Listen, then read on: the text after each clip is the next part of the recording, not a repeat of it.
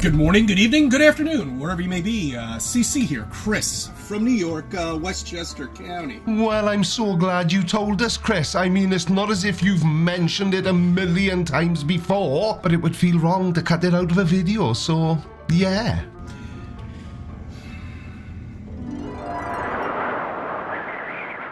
Now look, Chris, I don't want to tell you how to make your own videos, but I've just got back from a week's vacation and you were the first person who popped into my mind when I got home. I need to check in on CC, make sure he's doing okay. The least you could do is talk. A couple things I want to just review here. Only a couple? Well, okay then. I suppose at least that makes this an easy video for me to follow along, because usually your videos are like trying to keep track on the ball in a pinball machine. You never know where you're gonna go next. Please subscribe. Right then, before we start the video, I've been made aware that there are still some comments floating around on YouTube pretending to be from me, and I want to set the record straight once and for all. I am not on Telegram. If you see a comment there that seems like it's from me, it probably isn't, unless of course it is. You still with me? Please do not interact with these comments. They are just pathetic little scammers who will tell you that you've won a prize and all you have to do is pay the shipping costs. Remember, if I ever did want to chat with you or share something with you, I would do it in my videos, wouldn't I? Yes, I would. I don't know why I made that sound like a question. And I wouldn't do it in the comments section. Anyway, CC's got something very smart to say, so let's get back to it, shall we? I'm gonna get right into science times bullshit. Don't do that again, Chris. It's creepy. But I love talking about science, so let's hear it. Alright, anyway. Voyager 2? Are you f***ing kidding me, guys? I mean, this is to reinforce space. So it's not an epic space mission aimed at exploring the outer planets then? That's given us first time close-ups and vital data on Jupiter, Saturn, Uranus. Bottom. Who decides to name a planet after a butthole? And Neptune, studying their atmospheres, moons and rings. After this grand tour, it continued on into interstellar space, part of a mission to uncover the mysteries of the cosmos beyond our own solar system. That they want you to still think it exists up there, so they gotta put shit out, you know, nonsense. Now, I've asked this question so many times before, and no flat earther has ever really given us a clear answer. But let's assume for a second, just for shits and giggles, that the Earth is flat. Shut up, you little bellend. Surely even a flat Earth would need to be somewhere. So if space, as CC and many other flat earthers think, is fake, then where is flat Earth? Voyager still being out there after 50 years, 45 years, or however lie they made up 45 years ago or 50 years ago or a half a century ago. 50 years is half a century, Chris. Whatever it may be, it doesn't make a difference. It's all bullshit. Now, I don't want to be pedantic, but Voyager 1 was launched on the 5th of September 1977, and Voyager 2 was launched on August 20th, 1977, so 46 years ago. Christopher. Couple things I do have a problem with if Voyager did still exist. Oh, it still exists, alright. Now, funny story, some knobhead did send a wrong command, causing us to lose contact with Voyager 2, but they fixed it now, and despite it being billions of miles away, Voyager 2 continues to communicate with Earth. It sends data back to the Deep Space Network, which is a collection of massive antennas that NASA uses to stay in contact with its space missions. First off, there's a fuel problem, okay? That would be number one. The fuel shelf life is approximately, I don't know, on a car, maybe about a year you get out of it. Maybe a year and a half at best. Jet fuel, about the same. Even if you can go 5 years, I would be quite impressed. But this is magic liquid from NASA. Well, it's not really magic, it's science, CC. The NASA Voyager spacecrafts, Voyager 1 and 2, haven't run out of fuel yet because they don't rely on traditional fuel like cars or rockets. Instead, they use something called radioisotope thermoelectric generators, or RTGs. And these RTGs convert heat from the natural decay of the radioactive material, in this case plutonium-238. And this process is super efficient and long-lasting. again. Now, plutonium-238 has a half-life of about 87.7 years, which means it takes that long for half of it to decay. So even after over 40 years in space, these Voyager crafts still have enough juice to keep going and send data back to Earth. Their fuel, their liquid, lasts hundreds of years. They even said that Voyager 2 could outlast the human civilization, that it could just spend millions of years drifting around the universe. Now, Chris, I don't know if you ever see any of the videos I make about you, but you know when I say, how stupid can you be? It isn't a challenge. I don't need you to actually demonstrate. Now, in space, without Earth-like conditions such as weather and erosion, the Voyagers can remain structurally sound for an incredibly long time. Their journey is tracked by NASA's Deep Space Network, providing real-time data that's independently verifiable. That means even you can look at it, Chris. The idea of faking such a complex and long-term mission would be more challenging and resource-intensive than actually sending the spacecraft on their historic journey. You fucking idiots, you gotta wake the up, because bull earthers believe in that bullshit. Well, belief doesn't actually come into it, Chris. The data is there for anybody who cares to look at it. And that's all it is. Bullshit. All right, say it, don't spray it. Anybody in their right mind would say, hey, wait, and you know, and I was reading up about it too. Apparently back when they launched this, you know, back in the 60s, late 50s. Late 70s. Now, Chris, you just mentioned that you've been reading up on this. You did remember to actually open the book, didn't you? Right around the time, you know, we figured out that the Earth is flat and we're covered with a dome and we have a purpose here.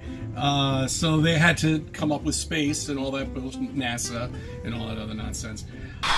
I have no idea how to respond to that. But if we've known that the Earth was flat and covered in a dome, oh yeah, and that space is fake since the late 50s, why is it that nobody, and I do mean nobody, has been able to provide any proof of it? Now, we've all heard people like CC claiming that everything is fake because they have to, on account of everything perfectly demonstrating just how completely barking mad their beliefs are. But flat earthers need to remember one thing, and I know that remembering things is a big ask for people who, well, it's a lot to ask, isn't it? And we all know why. But wouldn't there at least be one thing that maybe, if you squint and tilt your head a bit when you look at it, kind of, sort of, maybe if the wind is blowing in the right direction, possibly implies that there's a teeny weeny chance that the Earth might be flat, and that person would then be ramming that information down mainstream science's throat in a vain attempt to discredit it. So why has that never happened then, flat earthers? Why is it that every time you think you've got an aha moment, all you do is reinforce what we've known for thousands of years, that the Earth is an oblate spheroid? Enrique, how high is your light? 17 feet. I mean, you know, it's as, we don't see you, Enrique. Lift up your light way above your head. Interesting. But my problem is... Problem? I think you might mean problems, and sorry CC, as much as I love you, we haven't got time for you to list them all off in this video. The trajectory and the mathematics of using all of the planets out there as slingshots because they want to conserve fuel, of course. You know, because once they're out in deep space, which I think it is supposedly out in deep space, fake space. Is that where it is? I think it's passed beyond the solar system. And forget about that we're, you know, the solar system's like moving like 66,000 miles per hour, you know, but that would have been gone if it did exist. And the universe, I mean, and the galaxy moving at hundreds and hundreds of thousands miles per hour. You guys, you're lost. It's in the constellation of Pavo. Pavo? Pavo sounds like a disease that dogs get. But anyway, like all constellations, it's not a single object, but a collection of stars and other celestial bodies that appear grouped together from our perspective here on Earth. And these stars are at various distances from us, so there isn't a single distance to the constellation as a whole. However, we can talk about the distance to specific stars within Pavo. For example, one of the brightest stars in Pavo is Alpha Pavonis, also known as Peacock, and it's about 179 light years away from Earth. I don't think it's lost though, I think it meant to go there. You look, okay, back to what I was saying. So it's using the planets to, slingshot off, and that's how it managed to get out there now. What are you laughing at? It's really cool stuff. Voyager 2 used a technique called gravity assist, or the slingshot maneuver. And the way that works is it flies close to planets like Jupiter, Saturn, the bumhole one, and Neptune. And each time, Voyager 2 got a speed boost from the planet's gravity, increasing its velocity without using fuel. It's awesome. I can't even keep a straight face and say it. And yet you manage to keep a straight face when you say that the Earth is flat, or that space is fake, or that we're covered by a dome. While we're on the subject of planets, Van Allen discovered a belt, the Van Allen belt. It's a poisonous belt, and apparently it's radiation, guys. You know?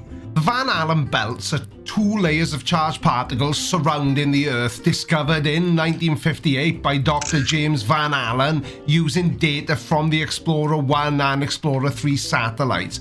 They're held in place by Earth's magnetic field and consist of high-energy electrons and protons from solar wind and cosmic rays. The inner belt is rich in protons and starts at about 620 miles above Earth, while the outer belt, dominated by electrons, begins at about 8,000 miles. These belts protect Earth by trapping harmful radiation, but they also pose challenges for spacecraft due to their intense radiation, which is probably why CC is bringing them up. So go on then, I know you're dying to share your insights with us. I think my belief on it was, before they figured out that the Earth was flat and we're covered with a dome, space doesn't exist, I think, Van Allen came out, well, let me see. No, Van Allen must have come out with it before we did the launch. That we supposedly landed on a fake moon somewhere, in Arizona. Pick your choice, I don't know. Now, I'm no astrophysicist, CC, but I'm very interested in space, but even I know that the moon is not in Arizona. And notice he used the word belief to preface what he just said. Well, that's a pretty surefire way of knowing that he's completely full of it, and not information. Some remote area, studio somewhere, shall we say. I think once they figured out that there's no space, Van Allen came out and said, okay, why don't we just invent the belt? A poisonous belt, radiation belt, something that we can never get through. But then, wait a minute, the Americans, the USA, that's right, us, said we can go into space. Watch us. And millions of people did, CC. You literally just debunked yourself. I don't get it. So, all the technology we had back then managed to get us into space. Where was I going with this? Oh, okay. No, forget about that. So back to the Van Allen belt. Now, my problem is, what about the other planets? Do the other planets have a Van Allen belt? Yes, other planets in our solar system do have their own versions of Van Allen belts. For example, Jupiter has the most powerful and largest magnetosphere of any planet in our solar system, and it has a massive radiation belt, much stronger than Earth's Van Allen belts. Saturn also has its own radiation belts, but they're less intense compared to Jupiter's. The Cassini spacecraft, which orbited Saturn, provided us with a ton of information about these belts, and the list of planets goes on. Well, surely they must, because the radiation is coming from the sun. So, let me get this straight. All the probes and everything we've been launching off into space to these fake planets somewhere and sending and beaming back images of all sorts of shit are going through the Van Allen belt, back and forth, no problem at all whatsoever. None. Okay. Protecting spacecraft from intense radiation like the Van Allen belts is not only possible, but it's a well-practiced aspect of space engineering. Spacecrafts are designed with radiation-hardened components and protective shielding to absorb or deflect harmful rays. They also use strategic orbits to minimize the time in high radiation zones. And additionally, electronic safeguards and operational strategies like entering a safe mode during solar flares help manage radiation exposure, and these combined measures ensure spacecraft can safely navigate through and operate in environments with high radiation. But I haven't heard anybody else tell me that are there any Van Allen belts on any other planets out there? Are we the only one? Well, we seem to be the only one with a moon that's locked and stationary. Now then, while I was away on vacation with my lovely wife, I made a promise to myself that I was going to try and not call people stupid. And trust CC to make me fail on my first upload. This guy is thicker than a bull's knob.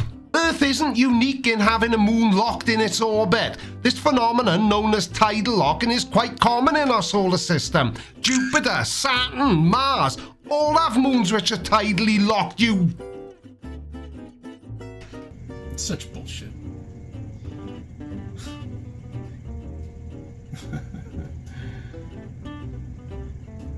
It really is. Let's talk about lockdown. Let's not. Let's talk about these lovely people who all support what I do here on YouTube every month via channel membership or Patreon pledges. Now remember, if there's anything you want me to make a video about, if you have a look in the description below this video, you'll find a link to my Discord server. If you join the server, I've got a room which is very imaginatively named Make a Video About This Creaky, and you can drop any links you like in there and I'll have a look at them, and if I think it'll make a good video, I will make it into a good video. Or I'll try anyway. I'll do my best. I can't promise anything. Thank you all so much for watching, and I will see you in the next video. Take care. Oh, you're still here then. I hope you enjoyed this video and maybe even learned something new. If you did, then you'll probably enjoy this video as well. Don't forget to hit the like button if you haven't already, and subscribe if you're new. And I will see you all again very soon, or in a few minutes if you do decide to watch this recommended video. Love you, bye.